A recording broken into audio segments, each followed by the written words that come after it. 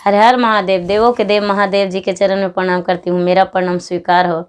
माता गौरा पार्वती के चरण में प्रणाम करती हूँ, मेरा प्रणाम स्वीकार हो। गणपति ललन माँ के चरण में प्रणाम करती हूँ, मेरा प्रणाम स्वीकार हो। सब गुरु भाई बहनों के चरण में प्रणाम करती हूँ, मेरा प्रणाम स्वीकार हो। माता पिता के चरण में प्रणाम करती हूँ, मेरा प्रणाम स्वीकार हो। हरेंद्र भैया नीलम दीदी के चरण में प्रणाम करती हूँ, मेरा प्रणाम स्वीकार हो। गुरु भाई बहन, मैं एक कथा सुनाने जा रही हूँ। इस कथा को पूरा सुनिए और हर जानिए। आधी नहीं, आधी सुनने में शिव गुरु का अपमान होती है, कृपया पूरा सुनने में ज्ञान होती है। इसलिए कथा को पूरा सुनिए और हर जानिए। हर हर महादेव, घर घर महादेव।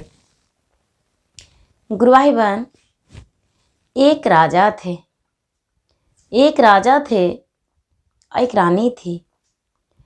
तो राजा साहब बहुत बड़े पुरमानी राजा थे, बहुत बड़े पुजारी थे। और वो जो राजा साहब थे, वो उनका राज बहुत बड़ा था। वो राजा साहब अपना ज़िंदगी में किसी को रोते हुए नहीं देखना चाहते थे। आँख में आंसू उनका पसंद नहीं था।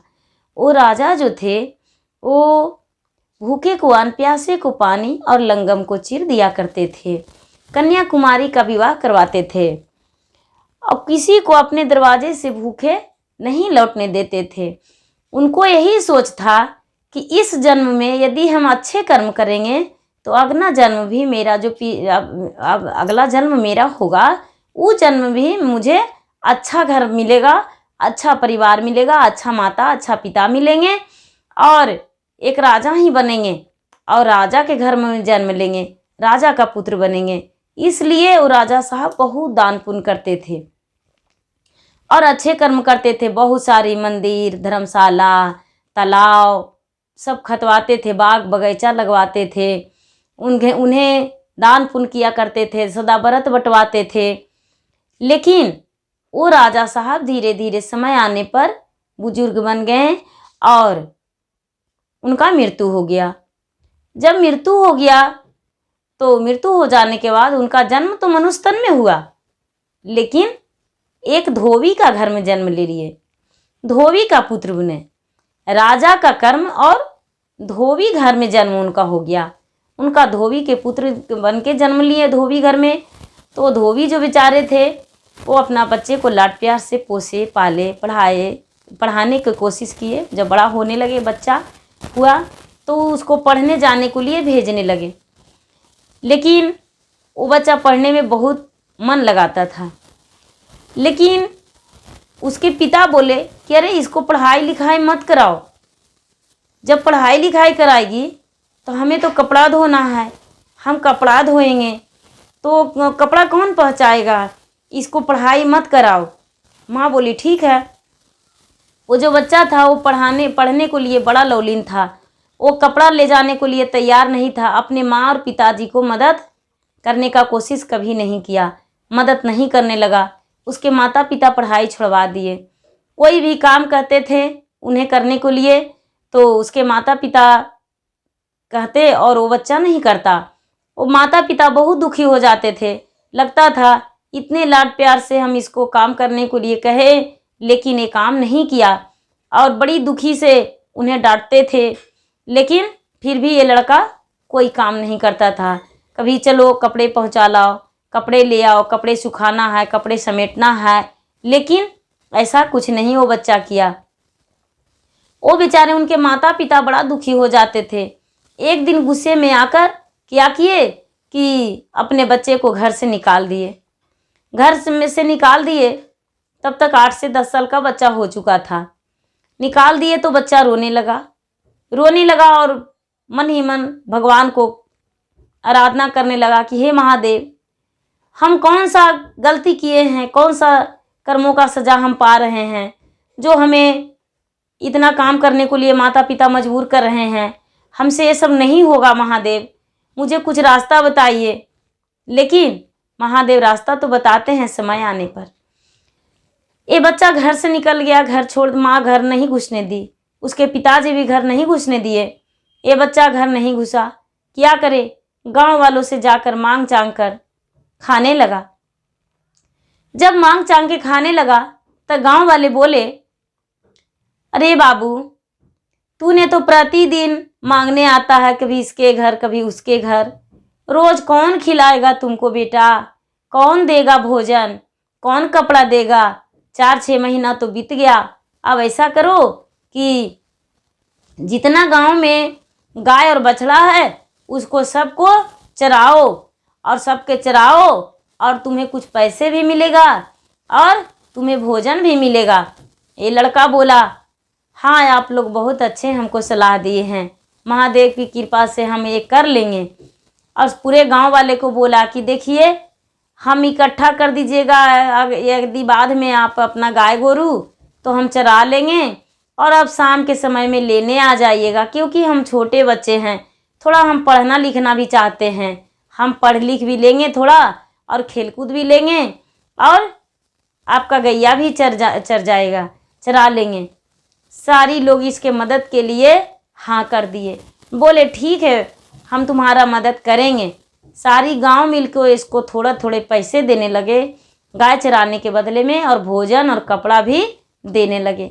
ये बच्चा क्या करता था कि गैया चराते चराते सिलेट ले लेता था, कॉपी ले लेता था, कट पेंसिल ले लेता था, और गैया चराते चराते पढ़ता था, और उसे ज्ञान होता था।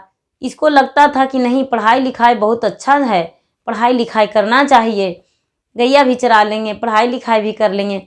सारे गांव वाले भी खुश थे। ऐसा ही करते करते कुछ दिन बीत गया, तो भगवान कह रहे हैं, शंकर भगवान विष्णु जी से और ब्रह्मा जी से कि हे ब्रह्मा जी, ये राजा का कर्म है और धोबी घर में जन्म दिए हैं, कितना बड़ा आप गलती किए हैं, आपको ऐसा नहीं करना चाहिए। ब्रह्मा जी बोले कि देखिए, जो लीलार में लिखा हुआ है वो लीलार का लिखा कभी मिटता नहीं है, भाग नहीं बदला जाता है, हम भाग तो नहीं बदल सकते हैं। अब धोबी घर में जन्म दे दिए हैं तो इससे क्या दिक्कत है, लेकिन इसका किस्मत नहीं बदला जा सकता है। शंकर भगवान बोले, देखिए ब्रह्मा जी, हम इसका भाग बदल के रहेंगे, आप देखते रहिए, कितने मनुष्यों को आप दुख लिखते हैं लेकिन उसका जिंदगी हम सुख में बदल देते हैं। आपने तो कितने को क्या नहीं लिखे, लेकिन फिर भी हम उसका किस्मत बदल के और खुशियां लौटाते हैं, इसलिए इसका भी भाग बदल देंगे। ब्रह्मा जी बोले, देखते हैं आप इसका किस्मत कैसे बदल देते हैं। बोले ठीक है, आप देखते ही जाइए। महादेव जी क्या किए कि एक साधु का रूप धर लिए, एक हाथ में कमंडल ले लिए और कंधे में झोला टांग लिए, और चंदन का खड़ाव पहने हुए, इनका तो जटा बड़ा बड़ा था, वो जटा लिपट के और बुढ़वा के रूप धर के और इस बच्चे के पास गए और बोले, बाबू क्या कर रहा है बेटा। बोले कि देखिए बाबा, हम गैया चराते हैं और थोड़ी थोड़ी पढ़ाई करते हैं, हमको जो मन में आता है वो पढ़ने का कोशिश करते हैं। कोई बड़े बुजुर्ग जो गांव में हैं, जब हम रात में जाते हैं घर में, तब बड़े बुजुर्गों के पास बैठते हैं और थोड़ी सी हम उनसे पढ़ाई लिखाई के शिक्षा ले लेते हैं, मदद ले लेते हैं, और जो हमको बता देते हैं वो दिन में हम रटते हैं। बोले कि बेटा तू मेरा एक काम कर देगा। लड़का बोला, बाबा आप एक बार बोल के देखिए, क्या आपको पैर दबा दे, पैर दर्द कर रहा है, क्या करें आपको बताइए। ये बच्चा बोला, तो बाबा जवाब दिए, नहीं बेटा, मुझे पैर नहीं दुख रहा है, आपसे पैर नहीं दबाना है, हम यही चाहते हैं कि हम एक चिट्ठी आपको दे रहे हैं, ये चिट्ठी विष्णु लोग पहुंचा दो। बोले कि ये चिट्ठी विष्णु लोग पहुंचा दे, तो हाँ ये चिट्ठी विष्णु लोग पहुंचा दो। ये क्या किए कि वो चिट्ठी ले लिया बच्चा और चल दिया।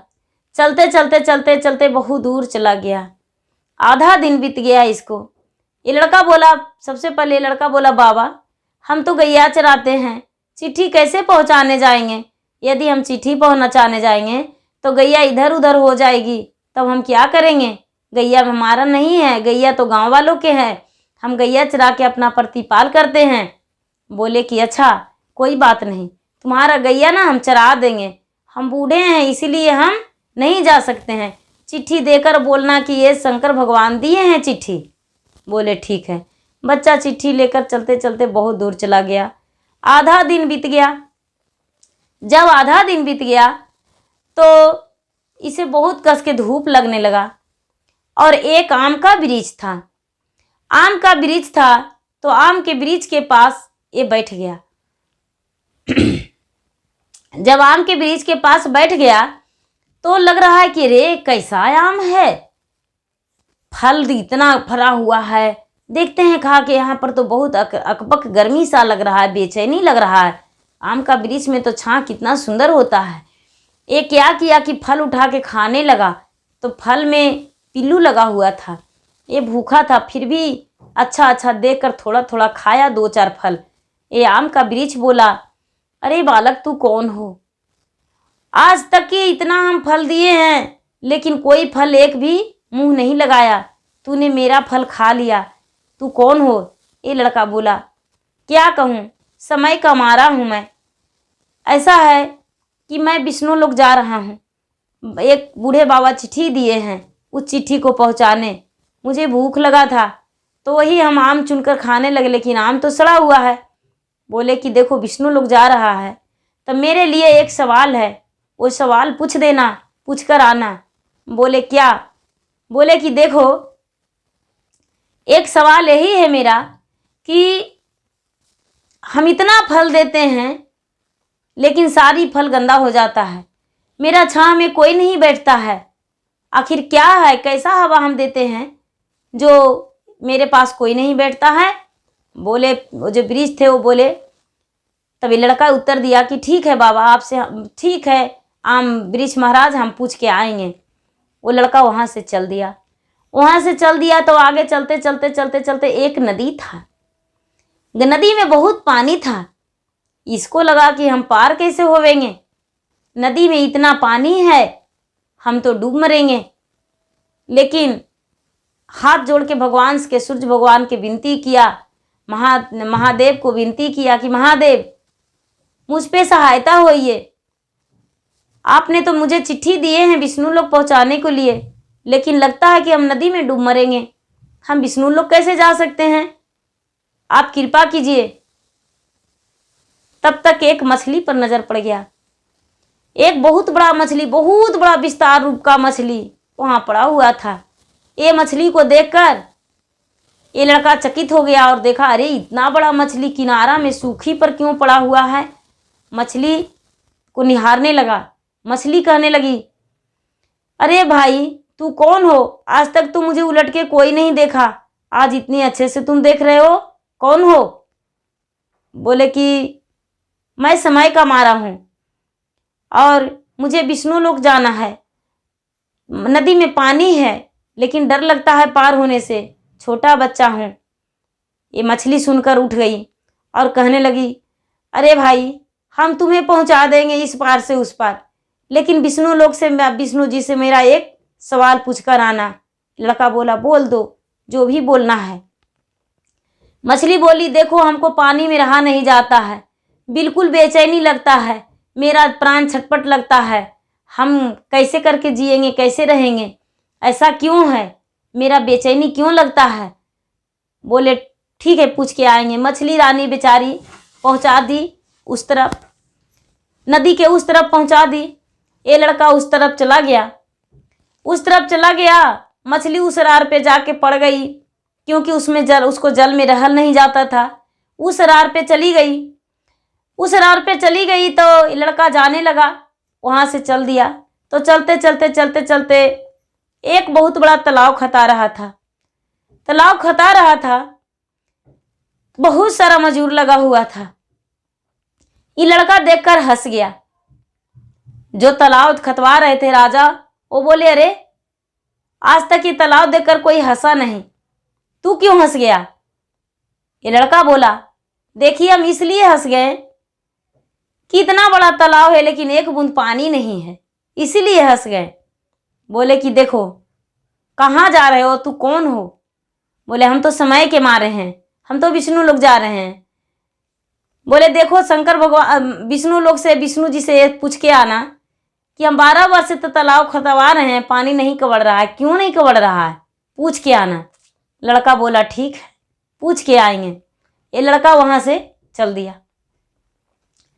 तो चलते चलते चलते चलते विष्णु धाम पहुंच गया। विष्णु लोग जब पहुंच गया तो आगे गेट पर देख रहा है कि बहुत बड़ा गद्दा लेकर दरवान खड़े हैं, पूरा दरवान खड़े हैं और पूरा सगरो कंकाल ही कंकाल पड़ा हुआ है।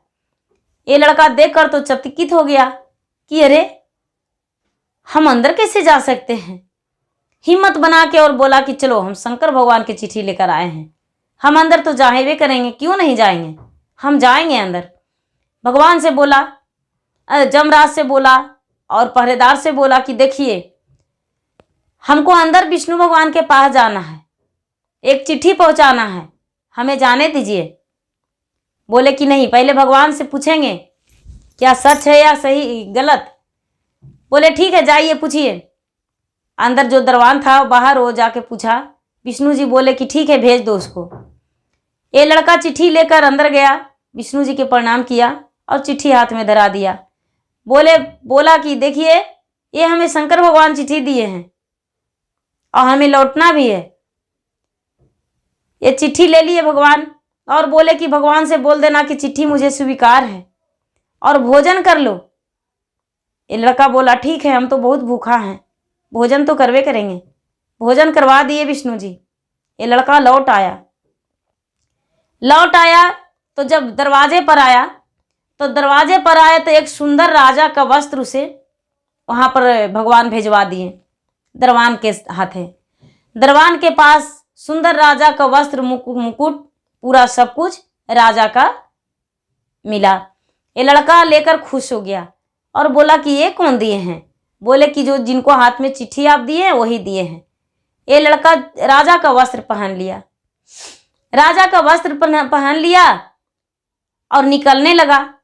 जब निकलने लगा, वहां से हटने लगा तो विष्णु जी के हाथों एक घोड़ा मिला जिसका सिंग था सोना के, सिंग मांग पूरा सोना के था और पीठ पर हीरा रतन जड़ा हुआ था।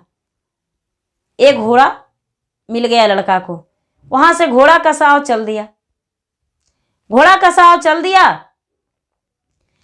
तो राजा जो खतवा रहे थे तालाब, हाँ, तो इन लोग के बारे में पूछा भगवान से, तो भगवान सबको बारे में बताएं।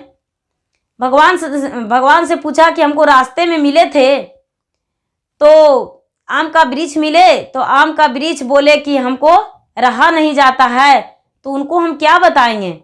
बोले कि देखिए आम का वृक्ष के पास बहुत सारा धन है जड़ में, जब धन उसको निकल जाएगा तो सुंदर फल देगा।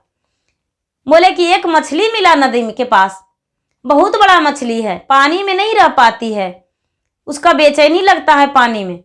वो क्या है। बोले कि देखिए वो जो मछली है, वो मछली कभी भगवान का नाम नहीं ली है, कभी गुरु ज्ञान नहीं ली है। वो गुरु ज्ञान ले लेगी तो उसका सब कुछ अच्छा हो जाएगा और उसका कंठ में अमृत है, वो अमृत किसी को बांट देगी। बोले कि ठीक है। आगे एक तालाब खता रहा था, तो राजा के तालाब में पानी नहीं कबड़ रहा है, तो बोले कि उसका पानी कबड़ जाएगा। राजा के पास एक कन्याकुमारी है, वो कन्याकुमारी को किसी वर के हाथ धरा देगा तो उसका पानी कबड़ जाएगा। ऐसा सुनकर और राजा, ये जो लड़का था धोबी का, विष्णु भगवान के पास से निकला। जब बाहर आया तो बाहर उसे राजा के कपड़ा भगवान भेजे विष्णु जी। ये राजा के कपड़ा ले लिया, स्वीकार लिया। राजा का पूरा राज सिंहासन मुकुट सब कुछ उसके पास ही मिल गया, वहां पर मिल गया। ये लड़का स्वीकार के और राजा का वस्त्र पहन लिया। जब थोड़ी दूर आगे और आया तो आगे दरबान के पास एक घोड़ा सुंदर सा मिला जिसका सिंग सोना के और पूरा शरीर हीरा से जड़ा हुआ था। ये लड़का घोड़ा लिया तो और खुश हो गया। अब वहां से चल दिया तो चलते चलते उसी राजा के पास आ गया जहां तालाब खता रहा था। तो तालाब के पास आ गया, राजा से मिला। राजा बोले मेरे बारे में पूछा, तो हाँ राजा साहब पूछें। बोले कि तो क्या बोले? बोले देखिए, आपके पास एक कन्या है, उसको विवाह कर दीजिएगा, उसके लिए वर खोन ढूंढ दीजिएगा, तो आपका तालाब में पानी कवर जाएगा। ये राजा बोले तो अरे तुमसे सुंदर लड़का कौन हो सकता है, तुम ही मेरा बेटी से शादी कर लो, आओ चलो। राजा साहब क्या किए कि तुरंत मड़वा बतवान सब कुछ कर दिए और इसको शादी उसको से अपना बेटी से कर दिए। अताल तुम्ही मत पताल मड़वा भतवान सब कुछ कर दिए और शादी करके, और वहाँ से वो तो घोड़ा से था और इसको डोली दे दिए। वो लड़की चली गई। जब नदी के किनारे पहुँचे तो मछली मिली। जब मछली मिली तो मछली बोली, भाई तूने मेरे बारे में पूछा? बोले हाँ पूछें। तो क्या भगवान बोले? बोले मछली रानी देखो, तूने कभी कोई को गुरु नहीं मानी हो, कभी जिंदगी में कोई जन्म में भगवान के नाम नहीं ली हो और कहीं कभी किसी को गुरु नहीं मानी हो, तो बिना गुरु का ज्ञान नहीं होता है। और जब ज्ञान ही नहीं तो शांति कहाँ? लोग कहते हैं गुरु के ज्ञान के बिना ये जिंदगी अधूरा है, तो तुम्हारा तो जिंदगी अधूरा है, कैसे पूरा हो सकती है? कैसे तू जल में रह सकती हो? अब ये मछली बोल रही है कि हे भैया, हम किसे ढूंढें, कहाँ ढूंढें, कहाँ जाएं, किसके पास हम जाएं? आप कहते हैं कि आपके कंठ में अमृत है, तो मेरा अमृत भी आप ही ले लीजिए और मुझे ज्ञान दे दीजिए। मछली उसका मुंह में मुंह पोंछ दिए और गुरु ज्ञान बोले कि हमको दे दीजिए। लड़का बोला देखिए, शिव गुरु ने 3 सूत्र भेजे हैं। पहला सूत्र में दया मांगना, दूसरा सूत्र में चर्चा करना, तीसरा सूत्र में 108 बार ओम नमः शिवाय, ओम नमः शिवाय, ओम नमः शिवाय जाप करके शिव गुरु के प्रणाम करना। हे भगवान, हे शिव गुरु, ये मछली रानी का नाम दर्ज हो। मछली रानी आपका ज्ञान ले ली है, इसका नाम दर्ज कीजिए। ये आपका शिष्य है और आप इसके गुरु हैं। मछली का शिष्य बना दिए। वो बालक गुरु ज्ञान दे दिया भगवान को। भगवान जो दिए थे उसको, वो भगवान का ज्ञान दिया हुआ मछली रानी को दे दिया। अब मछली रानी जब ज्ञान ले ली तो पानी में डूबी, तो कह रही कि भैया पानी में तो बहुत अच्छा लग रहा है, चलो आपको इस किनारे कर देते हैं और हम मछली पानी में ही रह शोभा देता है तो हम पानी में रहेंगे। दोनों पति पत्नी को उस तरफ कर दिए। जो डोली वाला था वो पैदल ही पार हो गए और मछली रानी दोनों के इस तरफ से उस तरफ कर दिए। आगे चले तो आम के पास पहुंचे। जब आम के पास पहुंचे तो आम पूछे कि क्या मेरे लिए पूछा? तो ये लड़का बोला हाँ, हे वृक्ष देवता, हे वृक्ष महाराज, आपके लिए तो पूछें, आप तो एक अनमोल रत्न हैं। आपके जड़ में बहुत सारा पड़ा हुआ है धन संपत्ति। आप यदि इस धन संपत्ति को किसी से निकलवा देंगे तो आपका सुंदर सुंदर फल देगा वृक्ष और आपका हवा में सारी लोग बैठेगा। अब वो आम का वृक्ष कहते हैं कि भैया हम किसे ढूंढने जाएंगे और कहाँ ढूंढने जाएंगे? ऐसा करो, तुम ही मेरा आम के वृक्ष जड़ से निकाल लो, कुड़वा के धन संपत्ति जो भी है और लेकर चला जाओ, हम कहाँ ढूंढने जाएंगे? ये लड़का कहता है कोई और, हम नहीं। तो बोला ये आम का वृक्ष बोला कि कोई और नहीं, तुम ही ले जाओ कोड़ के। पूरा धन संपत्ति निकलवा लिया। धन संपत्ति जब निकलवा लिया, इतना धन हो गया, इतना धन हो गया कि इतना तो राजा के पास भी धन नहीं था, जितना धन हो गया। गांव में लेकर गया गाड़ी से लदवा कर और वहाँ के जो राजा थे उनको बोला कि देखिए हमको थोड़ा ज़मीन दे दीजिए, घर बनाएंगे। राजा साहब ज़मीन दे दिए और ये लड़का जो था किसी के उतना गाय गोरू चराता था तो किसी के घर में सामान रख दिया, थोड़ी उन्हें भी दे दिया कि लीजिए थोड़ा आप भी ले लीजिए। उनका घर में सारी सामान रख दिया, अपने पत्नी को रख दिया और राजा का वस्त्र आभूषण तो भगवान ही दे दिए थे, तो राज सिंहासन तो भगवान से ही मिल गया था। तो ये राजा के जैसा सुंदर महल बना लिया और सुंदर महल बना के और बनवा के और रहने लगा। तब शंकर भगवान कहते हैं, और इनका रानी भी मिल गई। शंकर भगवान कहते हैं ब्रह्मा जी से, ब्रह्मा जी आप देखिए नजर उठा के, क्या आपको लिखा हुआ कभी कटता है या नहीं? ब्रह्मा जी बोले, महाराज आपने तो कमाल ही करके दिखाते हैं, आप तो कभी भी किसी को सत्य होने नहीं देते हैं। हमने तो कभी उसका नसीब में लिखा ही नहीं था सुख, तो आपने तो उसका नसीब ही बदल दिए। अब क्या करूं, आप तो कभी भी नहीं चाहते हैं कि ये दुखी हो। तो ठीक है, आप जो किए वो अच्छा है, और क्या कहें। ऐसा कह के और भगवान को प्रणाम किए कि जो किए सो अच्छा किए, ऐसा कह के। और फिर शंकर भगवान अपनी रास्ते, ब्रह्मा जी अपनी रास्ते, और ये बालक सुखी जीवन एक राजा का सुख भोगने लगा, और सब कुछ राजा की तरह ये बन गया। जात का धोबी रहा लेकिन राजा बन गया। धोबी रहने से जात में कुछ रखा नहीं है गुरु भाई बहन, जात पात भेदभाव नहीं रखना चाहिए। धोबी था तो क्या, एक राजा तो बन गया, एक राजा की लड़की से शादी किया और सुखी जीवन बिताया। गुरु भाई बहन, मेरा वीडियो अच्छा लगे तो इसे लाइक कीजिए, शेयर कीजिए, सब्सक्राइब कीजिए। मैं इंस्टाग्राम पे भी हूँ और फेसबुक पे भी हूँ। मेरा इंस्टाग्राम पे फॉलो करें और फेसबुक पे फॉलो करें, और मेरा वीडियो को लाइक करें, शेयर करें, सब्सक्राइब करें। धन्यवाद। हर हर महादेव, घर घर महादेव।